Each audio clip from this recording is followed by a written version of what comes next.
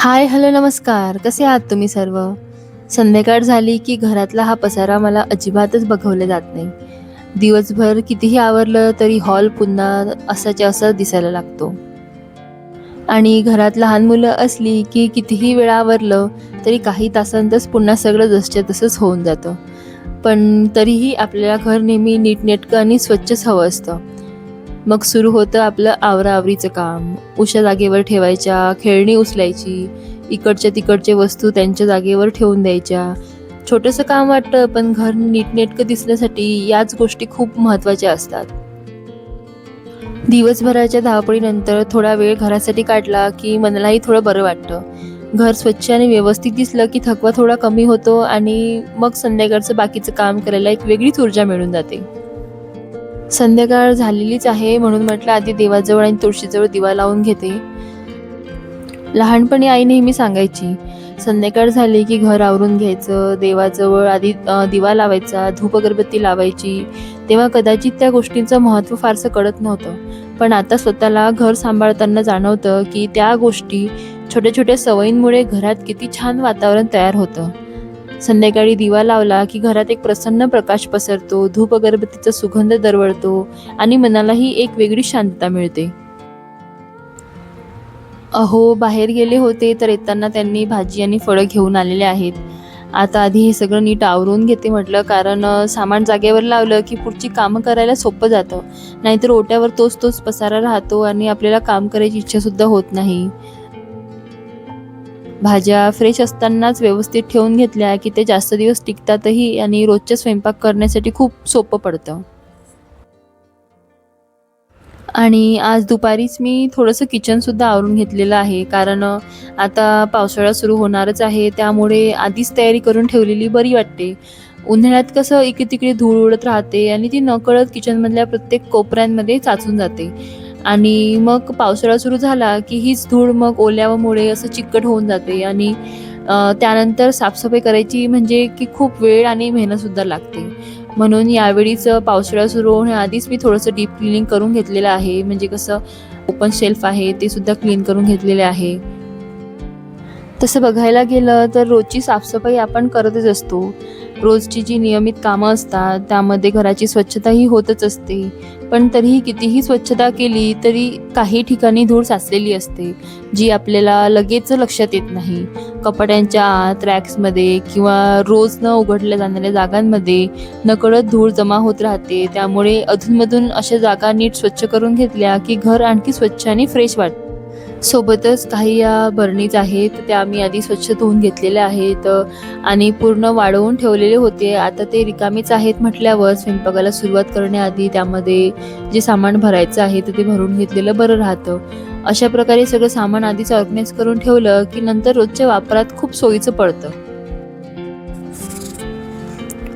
काय कुठे आहे हे पटकन सापडतंही आणि किचनही नीटनेटकं दिसतं. हे कंटेनर्स मला खूप चांगले वाटतात, कारण याची क्वालिटी खूप चांगली आहे आणि रेग्युलर वापरण्यासाठी एकदम परफेक्ट आहेत. शिवाय एअरटाईट असल्यामुळे सामान जास्त काळ फ्रेशसुद्धा राहतं. आणि माझं किचन ओपन किचन असल्यामुळे ते हॉलमधूनच असं डायरेक्ट दिसतं. त्यामुळे किचन नेहमी नीटनेटकं आणि ऑर्गनाइज ठेवण्याचा मी प्रयत्न करत असते आणि विशेषतः म्हणजे कसं जे आपलं स्नॅक्स असते, रेग्युलरच्या वापराच्या काही वस्तू असतात, ड्रायफ्रुट्स असतात, तर त्या मला असं व्यवस्थित आणि एकसारख्या कंटेनर्समध्ये ठेवायला खूप आवडतात. त्यामुळे किचन स्वच्छ दिसतं आणि सोबतच छान एस्थेटिक लूकसुद्धा येतो. त्यासाठी हे कंटेनर्स मला खूप चांगला आणि बजेट फ्रेंडली ऑप्शन वाटला. काही दिवसांपूर्वीच मम्मीकडे एक अधिक महिन्याचा असा कार्यक्रम झालेला होता. त्याचा व्हिडिओसुद्धा शूट केलेला आहे आणि तो काही दिवसांपूर्वीच मी चॅनलवर अपलोड केलेला आहे. तुम्ही अजून तो बघितला नसेल तर नक्की बघा. आणि आमच्याकडे ना अधिक महिन्यामध्ये असे अनारसे देण्याची प्रथा आहे. तर त्याच कार्यक्रमामधून मला अनारसेचा हा डब्बा मिळालेला होता. आता असा डब्बा उघडाच ठेवण्यापेक्षा अनारसे एका चांगल्या एक कंटेनर्समध्ये भरून ठेवले की जास्त चांगले राहतात आणि त्यामुळे त्याची चव आणि कुरकुरीतपणा टिकून राहतो. शिवाय किचनमध्येही सगळं नीटनेटकं आणि ऑर्गनाइज दिसतं. आणि मला असं वाटतं की ज्या गोष्टी आपल्याला समोर दिसतात ना, त्या नकळत खाल्ल्याही जातात. नाहीतर बऱ्याच वेळा आपण स्नॅक्स किंवा काही गोड पदार्थ स्टीलच्या डब्यांमध्ये भरून ठेवतो आणि मग ते दिसतही नाही आणि लक्षातही राहत नाही, त्यामुळे ते तसेच पडून राहतात. नंतर अचानक आठवलं की हे अजूनही असेच आहे, पण तोपर्यंत कधी-कधी त्याची चव बदललेली असते किंवा ते खराबही झालेले असतात. म्हणून मला अशा ट्रान्सपरंट कंटेनर्समध्ये सामान ठेवायला खूप आवडतं. काय किती आहे हे लगेच दिसतंही आणि वेळेवर संपलं जातं आणि अन्नाची नासाडीही कमी होते. रात्रीच्या स्वयंपाकाला सुरुवात करण्याआधी अशी काही छोटी-मोठी कामं करून घेतली, की नंतर खूप बरं वाटतं. कारण एकदा स्वयंपाक झाला, जेवण झालं, की मग इतका उत्साह राहत नाही आणि दिवसभराचा जो थकवा असतो, कामाची धावपळ असते, त्यामुळे असं वाटतं, की थोड्या वेळाने करते, नंतर करते. पण मग ते काम तसंच पडून राहतं आणि म्हणून असं वाटतं, की जे काही शक्य असेल ते आधीच करून घेतलेलं बरं. त्यामुळे मनावर कामाचं ओझंही राहत नाही आणि स्वयंपाक करताना निवांत वाटतं. आणि अशी किचनमधली जी छोटी-मोठी एक्स्ट्राची कामं काढायची असली ना, तर ती शक्यतो अशा दिवशी करते, की ज्या दिवशी स्वयंपाकाचा काही फार असा ताण नसतो. म्हणजे मेनू थोडासा असेल किंवा कमी वेळात होणारा असेल, तर अशा वेळी असे जे काही कंटेनर्स भरायचे असतात किंवा कपाट अरेंज करायचं असते किंवा एखादं छोटंसं काम करायचं असते, तर ते सहज करून होऊन जातं. नाहीतर ज्या दिवशी स्वयंपाकच खूप असतो, त्या दिवशी अशी एक्स्ट्राची कामं करायला ना वेळही मिळत नाही आणि उत्साहही राहत नाही. म्हणून थोडीसं प्लॅनिंग करून घराची आणि किचनची कामं केली ना, तर ती कामं ओझं वाटत नाही. उलट कोणतं काम कधी करायचं हे आधीच ठरवलेलं, की सगळी कामं व्यवस्थित आणि शांतपणे पूर्ण होतात. एकाच दिवशी सगळी कामाचं असं ताण राहत नाही. आणि खरं सांगायचं तर एक-एक काम पूर्ण होत जातं ना, तसं मनालाही खूप समाधान मिळतं. त्या समाधानामुळेच पुढचं काम करण्यासाठी उत्साह येतो. त्यामुळे काम असं कंटाळवाणं वाटत नाही. हळू आणि आनंदाने पूर्ण होतात. शेवटी घर नीटनेटकं दिसलं की सगळी मेहनत सार्थकी लागल्यासारखं वाटतं. तर मी माझ्या दिवसाची सुरुवात रोज सकाळी उठल्यावर गरम पाणी पिऊन करते आणि त्या गरम पाण्याला आणखी थोडं हेल्दी आणि फ्लेवरफुल बनवण्यासाठी मी एक असं छोटंसं घरगुती मिश्रण तयार करून ठेवते. त्यासाठी मी इथे बडीशेप, ओवा आणि जिरं असं एकत्र मिक्स करून एका भरणीमध्ये भरून ठेवते. त्यामुळे रोज वेगवेगळं असं तयार करण्याची गरज पडत नाही आणि सकाळचं जे रुटीनही आपलं सोपी होऊन जातं.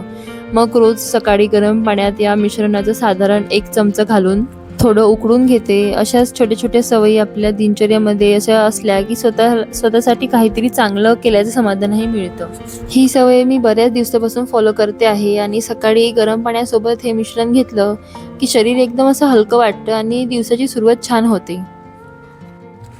या घटकांचा वापर पारंपरिक पद्धतीने पचनासाठी आणि सकाळी एक चांगली दिनचर्या सुरू ठेवण्यासाठी खूप चांगलं वाटतं. आणि अर्थातच प्रत्येकाच्या शरीराची गरज वेगळी असते, पण माझ्या मॉर्निंग रुटीनचा हा एक असा महत्त्वाचा भाग बनलेला आहे. तर बघा, तुमच्यासोबत गप्पा मारता-मारता आणि माझ्या काही छोट्या-छोट्या सवयी शेअर करता-करता माझी अशी बरीच कामं पूर्ण झालेली आहेत. खरंच काम करताना कोणाशी बोलत राहिलं किंवा मन रमलं, की काम कधी संपतं हे कळतच नाही. आता बाकीची कामं जवळपास आटोपलेलीच आहेत, तर त्यामुळे रात्रीच्या जेवणाची तयारी करून घेते. तर तुम्ही इथे बघू शकता माझे जे कंटेनर्स रिकामे झालेले होते, ते मी पुन्हा भरून घेतलेले आहेत.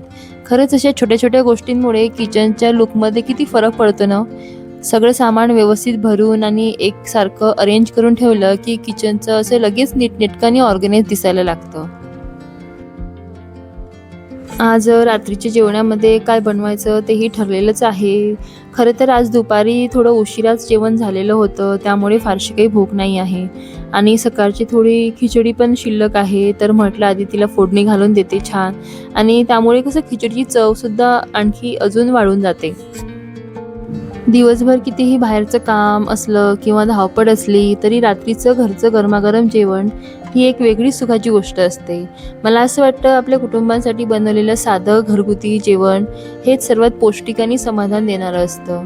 महागड्या पदार्थांपेक्षा घरचं प्रेमानं बनवलेलं अन्न जास्त महत्त्वाचं असतं.